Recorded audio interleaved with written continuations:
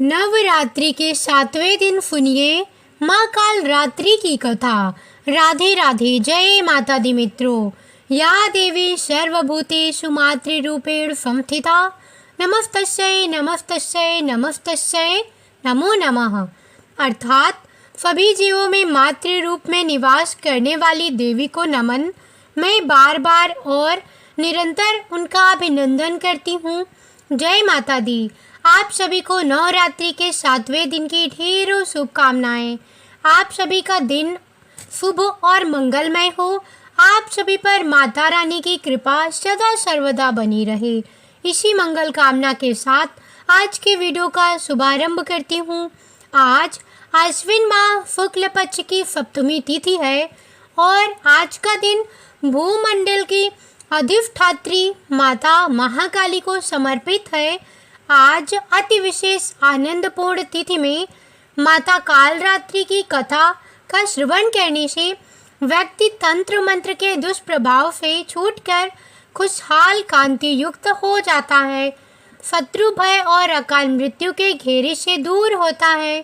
दानव दैत्य राक्षस भूत प्रेत आदि के स्मरण मात्र से भयभीत होकर भाग जाती हैं। साथ ही ग्रह बाधाओं से भी मुक्ति मिलती है। जल में जंतु रात्रि शत्रु आदि का भय समाप्त हो जाता है और माता की कृपा प्राप्त होती है। तो आज मैं सुना रही हूँ शारदा नवरात्रि के 7वें दिन सुनी जाने वाली माता कालरात्रि की बड़ी ही दुर्लभ तथा पौराणिक कथा। आप सभी भक्तगण इस कथा को बड़ी श्रद्धा तथा प्रसन्नचित मन से सुनिए। पौराणिक कथा के अनुसार आज से लगभग लाखों वर्ष पहले सत्य युग में जब रंभ नाम के असुर की जलती हुई चिता में उसकी पत्नी महिषी कूद पड़ी और खुद की आहुति दे दी, तब उस जलती हुई चिता में से महिषासुर के अलावा रक्तबीज भी बाहर निकला, जो कि स्वयं रंभ था और पिछले जन्म में अग्निदेव के घोर तप के कारण ही वह इस बार पूर्व जन्म लेकर रक्तबीज के रूप में वापस लौटा था। रक्तबीज बेहद चतुर होने के साथ साथ अत्यंत बलशाली भी था।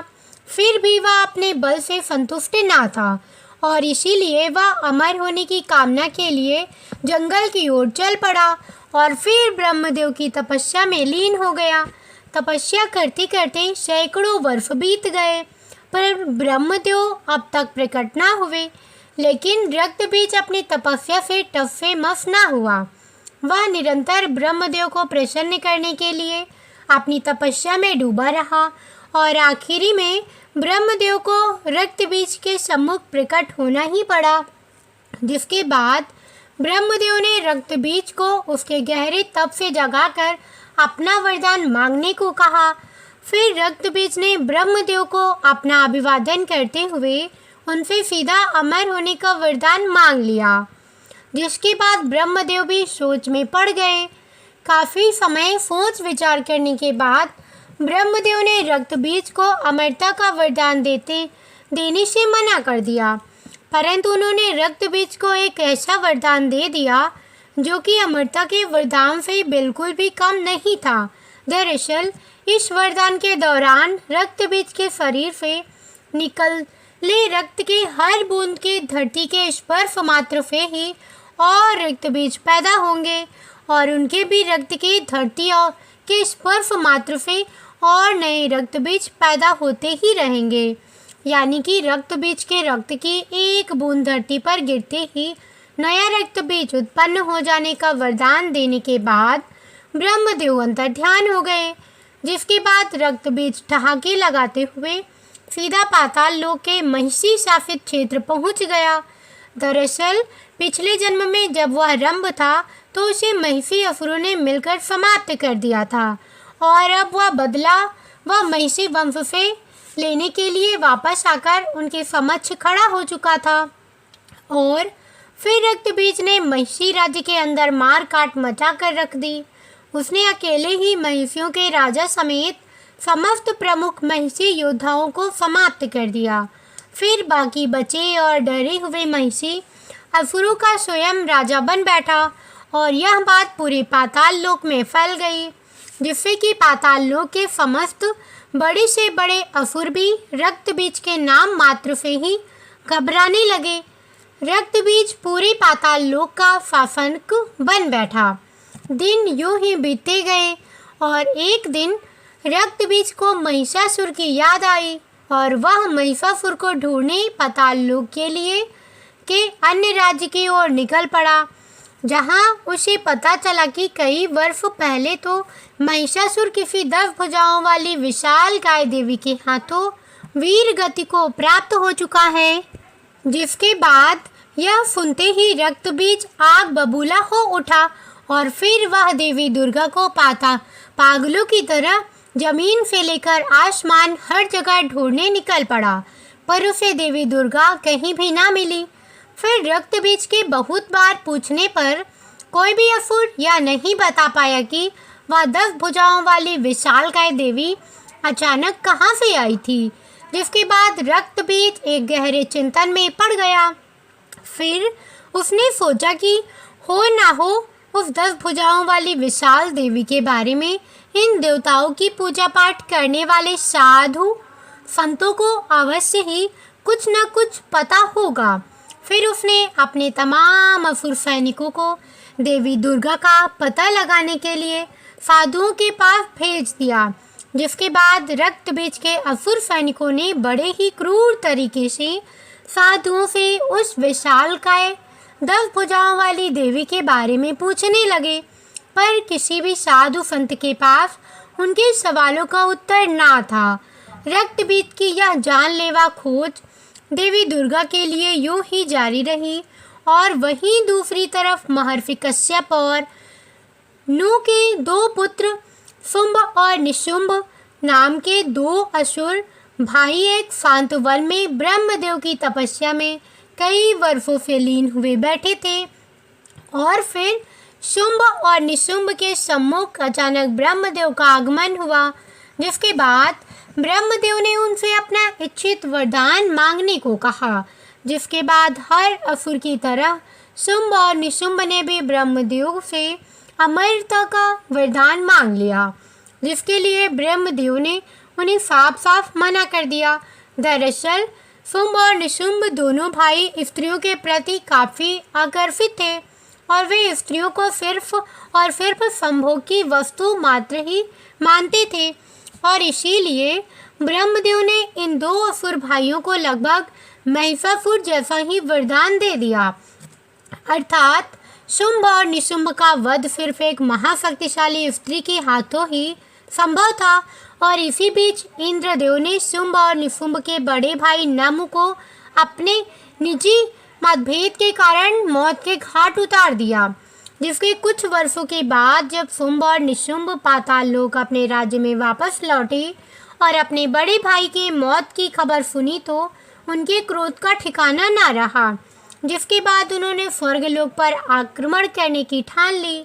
फिर शुंभ और निशुंभ अपनी असुर सेना के लिए स्वर्गलोक की ओर निकल पड़े, जहाँ की इंद्रदेव समेत समस्त देवता नृत्य का आनंद उठा रहे थे। फिर अचानक स्वर्ग पर शुंभ और निशुंभ समेत तमाम असुरों का आगमन शुरू हो गया। जिसके बाद देवता असुरों की इतनी बड़ी सेना हो देख अचंभे में पड़ गए। देवता भी युद्ध के लिए असुरों के समक्ष डटकर खड़े हो गए। पर इससे पहले कि युद्ध का बिगुल बजता निशुंभ ने अपना नियंत्रण खो दिया और अकेले ही ब्रह्मदेव के ऊपर टूट पड़ा। जिसके बाद इंद्रदेव और निशुंभ के बाद एक घमासान युद्ध प्रारंभ हो गया। दोनों एक दूसरे को बराबरी का टक्कर दे रहे थे। साथ ही देवताओं और शुंभ समेत असुरों की सेना अपने प्रतिद्वंदी के जीतने का इंतजार कर रही थी। काफ़ी समय तक शक्ति युद्ध और मल्ल युद्ध चलते रहने के बाद इंद्रदेव ने आखिरकार निशुंभ को वहीं धूल चटा दी। जिसके बाद शुंभ और निशुंभ ने पूरी सेना समेत असुर सेना का आत्मविश्वास युद्ध से पहले ही डगमगा गया। और वहीं इंद्रदेव के जीतने के बाद देवताओं का आत्मविश्वास ठहाके लगाने लगा था। फिर युद्ध का बिगुल बजा और देवताओं के साथ असुरों का युद्ध प्रारंभ हो गया। इस युद्ध में देवताओं ने खुलकर अपनी शक्तियों को शुंभ और निशुंभ समेत पूरे आसुरी सेना पर बरसाना शुरू कर दिया, जिसमें आसुरी सेना पूरी तरह घायल होने लगी। जिसके बाद शुंभ और निशुंभ ने भी अपनी वरदानी ताकतों का इस्तेमाल करना शुरू कर दिया, जिसका देवताओं पर कुछ खास असर नहीं हुआ। यहाँ तक कि देवता असुरों के साथ उपहास करते हुए युद्ध करने लगे थे। शुंभ और निशुंभ समेत पूरी आसुरी सेना देवताओं के समक्ष लाचार नजर आ रही थी। देवता यूं ही ठहाके लगाते रहे और असुर युद्ध को पूरी तरह से हारने की कगार पर आ चुके थे। तभी अचानक हारे हुए असुरों के पीछे से एक और जोरदार ठहाके लगाने की आवाज आने लगी, जिस पर सभी देवता मौन हो गए और कुछ देर के लिए सोच में पड़ गए। जिसके बाद आगमन हुआ रक्त बीज का, जो कि ठहाके लगाता हुआ हारे हुए तमाम असुरों के अंदर एक उम्मीद जगाता हुआ आगे बढ़ता चला गया और देवताओं के समक्ष आ खड़ा हुआ। उसके मात्र ठहाके लगाने से ही पूरी इंद्रासन सेना कांपने लगी थी। साथ ही उसे देख इंद्रदेव समेत सभी देवता भी कांपने लगे थे। दरअसल रक्त बीज उस समय स्वर्ग लोक पर पिछले जन्म में इंद्रदेव के हाथों मारे गए अपने भाई का बदला लेने आया था। फिर इंद्रदेव ने कुबेर को एक संकट संकेत भेजा, जिसके कुछ क्षण के अंदर ही कुबेर अपनी तमाम यक्ष के साथ स्वर्गलोक में प्रकट हुए और फिर सभी देवताओं ने मिलकर रक्त बीज और शुंभ निशुंभ समेत सभी असुरों पर अपनी पूरी क्षमता के साथ टूट पड़े। जिसके बाद एक भयंकर युद्ध प्रारंभ हो गया। इस युद्ध में देवता और असुर दोनों ही बराबर उत्साह के साथ युद्ध कर रहे थे। यहाँ शुंभ और निशुंभ ने तो देवताओं को इस बार कांटे की टक्कर दे रही थी और फिर वह रक्त बीज अकेले ही बड़ी तेजी से पूरे यक्ष का नामो निशान मिटाए जा रहा था। युद्ध यूं ही कुछ समय तक चलता रहा, पर कुछ समय के बाद देवताओं के सभी यक्ष सेना समाप्त हो चुके थे और अब इस युद्ध में असुरों का पलटवार पूरी तरह से भारी पड़ चुका था। जिसके बाद रक्त बीज समेत शुंभ और निशुंभ एक साथ मिलकर सभी देवताओं के ऊपर टूट पड़े, जिनके भय से इंद्रदेव और कुबेर समेत सभी देवता स्वर्ग से अंतर ध्यान हो गए। जिसके बाद शुंभ और निशुंभ रक्त बीज के दम पर स्वर्गलोक को पूरी तरह से जीत चुकी थी और वे रक्त बीज से काफ़ी प्रभावित हुए। जिसके बाद शुंभ और निशुंभ ने रक्त बीज के समक्ष अपना सेनापति बनने का प्रस्ताव रखा और साथ ही उसके हर कार्य में बराबरी का सहयोग देने का वादा भी किया। जिसके बाद रक्त बीज ने उनके इस प्रस्ताव को स्वीकार कर लिया। साथ ही शुंभ और निशुंभ ने अपने दो बहुत ही शक्तिशाली और प्रमुख असुर भाइयों चंड और मुंड को देवताओं की खोज में उनके पीछे लगा दिया और यहाँ देवता पूरे ब्रह्मांड की नज़रों से छिपते छिपाते हुए कैलाश पहुँच गए और महादेव के समक्ष त्राहिमाम की गुहार लगाने लगे। पर उस समय महादेव अपने गहरे ध्यान में लीन थे। काफ़ी समय तक त्राहिमाम की गुहार लगाने के बाद भी महादेव तो अपने ध्यान में लीन ही रहे, परंतु देवी माँ पार्वती अपने गुफा से निकलकर बाहर आई और देवी पार्वती ने देवताओं से त्राहिमाम का कारण पूछा। जिसके बाद सभी देवता उन्हें सारी बात बताने लगे कि कभी वहाँ देवताओं को ढूंढते हुए दोनों असुर भाई चंड और मुंड भी कैलाश पहुँच गए और चुपके से देवताओं की सारी बातें सुनने लगे कि तभी चंड और मुंड का ध्यान देवी पार्वती की ओर गया और उनकी आंखें वहीं फटी की फटी रह गई। उन्होंने आज तक इतनी सुंदर स्त्री कहीं भी ना देखी थी। उनका पूरा ध्यान देवताओं से हटकर सिर्फ देवी माँ पार्वती की ओर केंद्रित हो गया। उनसे रहा न गया और फिर वे कैलाश से भागते हुए स्वर्गलोक अपने स्वामी शुंभ और निशुंभ के समक्ष जा पहुँचे और उनके समक्ष देवी माँ पार्वती की सुंदरता का व्याख्यान करने लगे। इतना सुन शुंभ और निशुंभ देवी पार्वती को स्वर्ग की रानी बनाने का स्वप्न देखने लगे, जिसके बाद उन्होंने चंड और मुंड को देवी पार्वती के समक्ष शुंभ और निशुंभ से विवाह कर स्वर्गलोक की रानी बनने का प्रस्ताव ले जाने को कहा। साथ ही यदि देवी माँ पार्वती उनके प्रस्ताव को ठुकरा दें तो उन्हें बलपूर्वक स्वर्ग लाने का भी जिम्मा सौंपा और इसके लिए शुंभ और निशुंभ ने कैलाश पर देवताओं की स्थिति को ध्यान में रखते हुए चंड और मुंड को लगभग लाखों असुर सैनिकों के साथ कैलाश के लिए रवाना कर दिया और यहाँ देवी माँ पार्वती समस्त देवताओं को दोबारा से युद्ध करने की रणनीति समझा ही रही होती हैं कि तभी अचानक वहाँ विराट आसुरी सेना आ पहुँचती हैं और शिवगढ़ों को परास्त कर आगे बढ़ते हुए महादेव के पवित्र स्थल में आ खड़े होती हैं, जिन्हें देख देवता क्रोध से भर जाते हैं। पर देवी माँ पार्वती तत्काल ही देवताओं को शांत करा देती हैं और फिर चंड और मुंड आगे बढ़कर देवी माँ पार्वती के समक्ष शुंभ और निशुंभ का प्रस्ताव रखते हुए देवी माँ पार्वती को स्वर्ग चलने की बात कहते हैं, जिस पर देवी माँ पार्वती अत्यंत ही क्रोधित हो उठती हैं और चंड मुंड को अपने विराट सेना लेकर वापस लौट जाने के लिए बोलती हैं।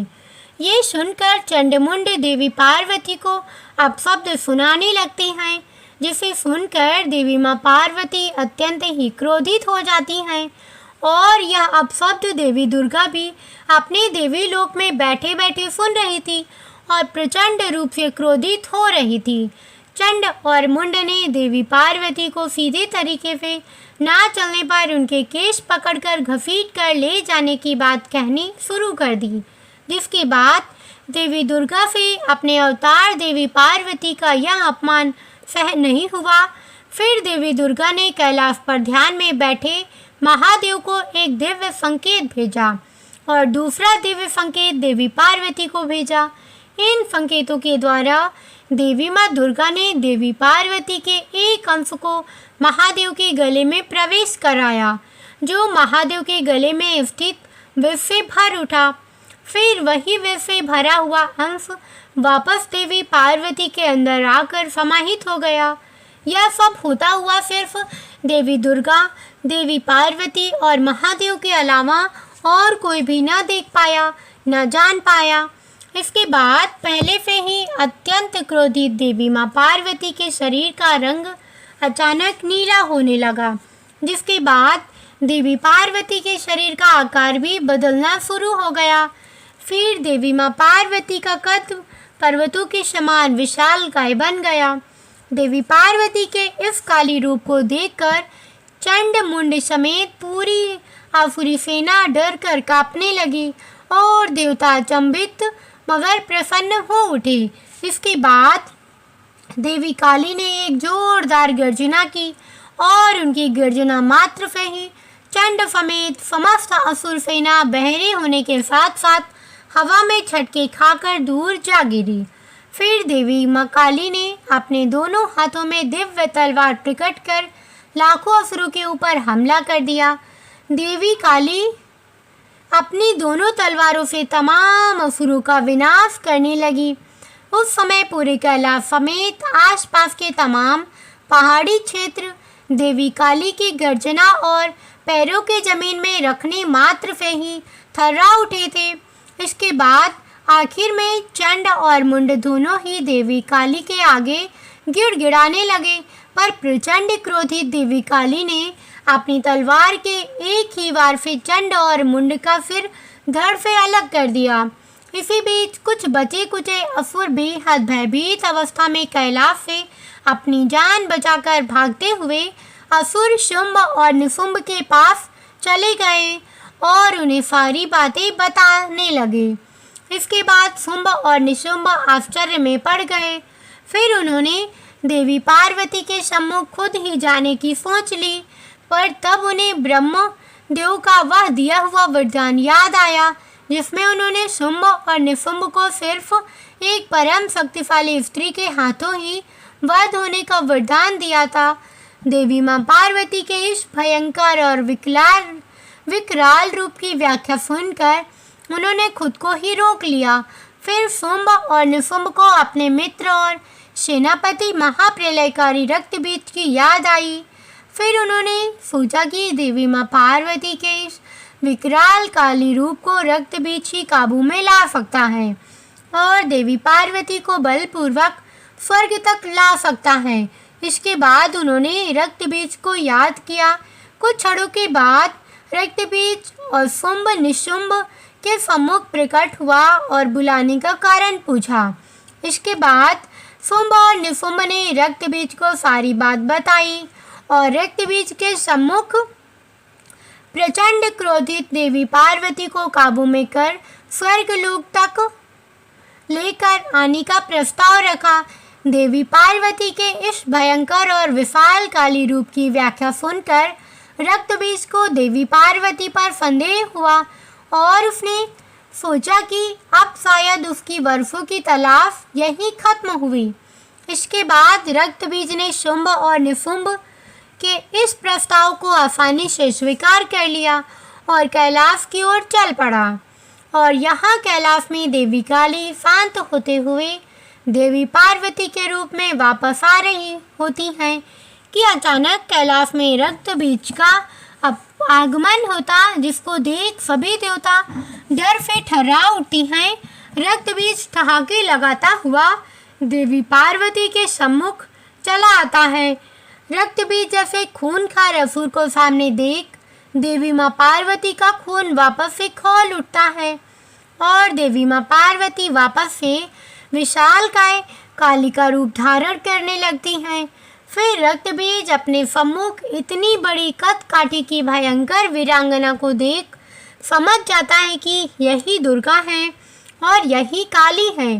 फिर रक्तबीज भी महिषासुर के बदलने की आग में जलते हुए अपने अंदर वर्षों से पल रहे क्रोध को जगा लेता है और देवी काली पर अपने भयंकर और विस्फोटक अग्नि से प्रहार कर देता है, पर देवी काली पर इसका कोई असर नहीं होता, बल्कि इसके विपरीत वे और भी प्रचंड रूप से क्रोधित हो उठती हैं और रक्तबीज के चेहरे पर अपने तेज धार नाखूनों से प्रहार कर उसका चेहरा नोच देती हैं।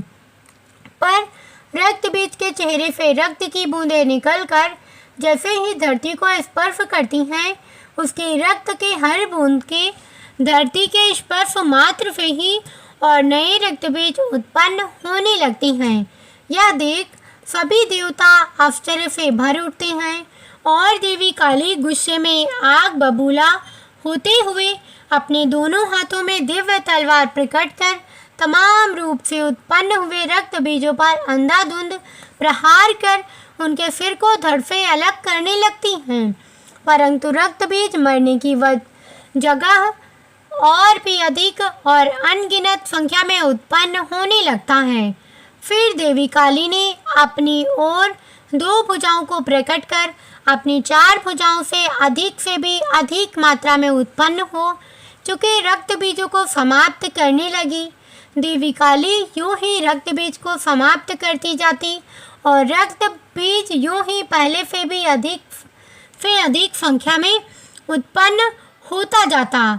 काफ़ी समय तक इस युद्ध के चलने के बाद वजूद भी अब तक युद्ध का कोई भी परिणाम सामने नहीं आया था और यह युद्ध काफ़ी लंबा खींचता ही चला गया। युद्ध को शुरू हुए काफ़ी दिन बीत चुके थे और यहाँ अति क्रोधित हो चुकी देवी माँ काली के तमाम प्रहार करने के कारण रक्तबीज अपनी संख्या लाखों में कर चुका था। रक्तबीज को इतनी विशाल संख्या में देख इंद्रदेव समेत सभी देवताओं ने हिम्मत कर आगे बढ़कर देवी माँ काली की सहायता करने की ठान ली। पर जैसे ही देवताओं ने युद्ध के लिए अपना कदम आगे बढ़ाया, देवी माँ काली ने पलटकर सभी देवताओं को इस युद्ध में हस्तक्षेप न करने की चेतावनी दे डाली। इतना सुनते ही सभी देवता देवी काली के डर से सहम गए और सिर्फ इस युद्ध का भयंकर मंजर ही देखते रहे। और यहाँ लाखों रक्तबीज अपने हाथों में तलवार प्रकट कर देवी काली को चारों ओर से घेरने लगे कि तभी देवी माँ काली को देवी दुर्गा का संकेत मिला, जिसमें देवी माँ दुर्गा ने देवी काली को रक्तबीज पर हमला ना करने की सलाह दी और तमाम रक्तबीजों को एक साथ समाप्त करने का उपाय सुझाया। इसके बाद लाखों रक्तबीजों ने मिलकर एक साथ काली देवी पर अपनी तेज धार तलवारों से हमला कर दिया और देवी काली अपनी तलवार से तमाम रक्तबीजों के हर वार को रोकती रही। फिर इतने प्रहार के बीच देवी माँ काली जोरदार गर्जना करती हुई अपना आकार और भी विशालकाय बनाती गई और यह गर्जना इतना तेज और प्रभावी थी कि इसके झटके से तमाम रक्तबीज असंतुलित होकर हवा में यहाँ वहाँ जाकर गिरने लगे। इसके बाद देवी काली ने अपना रूप महाविशालकाय और महाप्रलयकारी बना लिया। तब माँ दुर्गा ने माँ काली और माँ चामुंडा को बुलाया। देवी ने आदेश दिया कि रक्तबीज का रक्त धरती पर गिरने ना पाए और माँ काली ने अपने विशाल मुख को फैलाकर जैसे रक्तबीज को घायल किया, उसी क्षण उसके शरीर से निकले रक्त की हर बूंद को उन्होंने अपने मुख में समेट लिया। जिस जिस स्थान से रक्त टपकने को हुआ, माँ काली ने तुरंत अपनी जिह्वा और मुख से उसे सोख लिया। इस प्रकार रक्तबीज की एक भी बूंद भूमि पर ना ही गिर पाई। जब उसका पूरा रक्त माँ काली द्वारा पी लिया गया, तब वह निस्तेज होकर भूमि पर गिर पड़ा। अंततः माँ चामुंडा ने उसका वध कर दिया, परंतु यहाँ काफ़ी समय बीत जाने के बावजूद भी देवी माँ काली का क्रोध अब तक शांत न हुआ था और यह देख सभी देवताओं की चिंता और भी बढ़ने लगी। दरअसल तमाम रक्तबीजों को कच्चा चबा जाने के बाद उसके रक्त के दुष्प्रभाव से देवी काली ने खुद पर अपना संतुलन खो दिया था और अपने तीव्र क्रोध से पूरी धरती को तबाह करने की आग उनके अंदर भड़क चुकी थी। इसके बाद अति तीव्र क्रोधित देवी काली असंतुलित होकर पूरी धरती को तबाह करने की ओर चल पड़ी। फिर इंद्रदेव समेत तमाम देवता यह देख चिंता में डूब गए। फिर उन्होंने श्री हरि विष्णु को याद किया, जिसके बाद कैलाश में श्री हरि विष्णु का आगमन हुआ और देवता श्री हरि विष्णु से देवी काली को रोकने की गुहार लगाने लगे। श्री हरि ने इसे अपने लिए यह एक नामुमकिन कार्य बताते हुए महादेव के लिए एक मुमकिन कार्य बताया और श्री विष्णु समेत श्री देवताओं ने महादेव को अत्यंत ही गहरे ध्यान से जगाने के लिए प्रार्थना करनी शुरू कर दी। इसके बाद महादेव ने अपनी आंखें खोलते हुए श्री हरि विष्णु को नमन किया और अपनी आंखों में तबाही से बिखरे पड़े कैलाश को देखा। फिर सभी देवताओं ने ब्रह्म महादेव को सारी बात बताई, जिसके बाद महादेव की नज़र काफ़ी दूर तक पहुंच चुकी विशालकाय देवी काली पर गई। फिर महादेव अपने स्थान से अंतर्ध्यान होकर अपना आकार बदलकर सीधे चले आ रहे देवी काली माँ के मार्ग में लेट गए। जिसके बाद प्रचंड क्रोधित अवस्था में चलते चलते अचानक देवी माँ काली का पाँव मार्ग पर लेटे हुए महादेव की छाती पर पड़ गया। जैसे ही देवी काली की नज़र पाँव के नीचे दबे महादेव पर पड़ी, वैसे ही उनका सारा क्रोध शांत हो गया और साथ ही उन्हें अपनी भूल का आभास भी हुआ।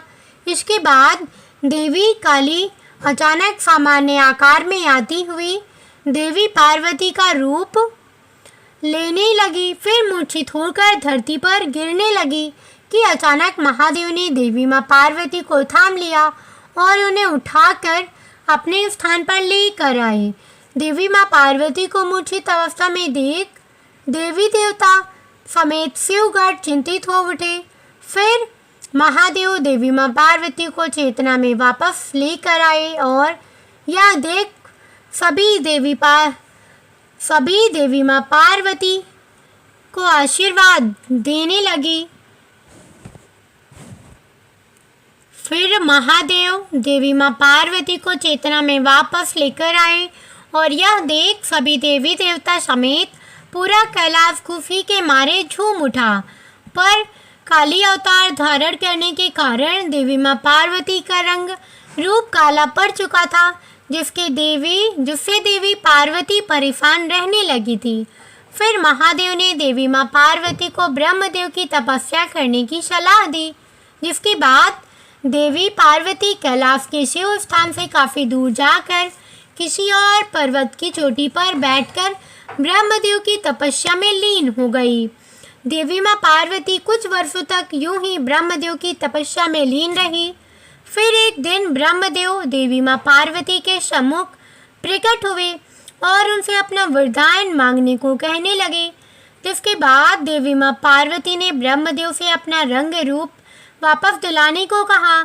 इसके बाद ब्रह्मदेव ने अपने तंत्र से काली अवतार के दौरान देवी माँ दुर्गा की शक्ति के साथ शिव के विष के आपस में समाहित होकर उत्पन्न हुआ ऊर्जा को देवी माँ पार्वती के शरीर से अलग कर दिया, जिसके फलस्वरूप देवी माँ पार्वती का रंग रूप पहले जैसा ही हो गया। फिर देवी माँ पार्वती अत्यंत ही प्रसन्न हुई। फिर देवी देवता के शरीर से निकली हुई वह अत्यंत ताकतवर ऊर्जा एक बड़े कदकाठी की बेहद खूबसूरत वीरांगना में तब्दील हो उठी, जिसकी दिव्यता और चमक देख देवी माँ पार्वती और ब्रह्मदेव अत्यंत ही प्रसन्नता से भर उठे और उन्हें एक नया भव्य नाम देवी कौशिकी दिया। साथ ही ब्रह्मदेव ने देवी कौशिकी को इसी चोटी में शुंभ और निशुंभ नामक 2 असुर भाइयों के आने तक ध्यानमग्न रहने की आज्ञा दी, क्योंकि ब्रह्मदेव ने आने वाला कल देख लिया था। जय माता दी। यह थी संपूर्ण कालरात्रि माता की कथा। कैसी लगी कमेंट करके अवश्य बताइएगा। मिलती हूँ ऐसी ही धार्मिक और रोचक कथा के साथ। तब तक के लिए जय बजरंगबली। राम राम।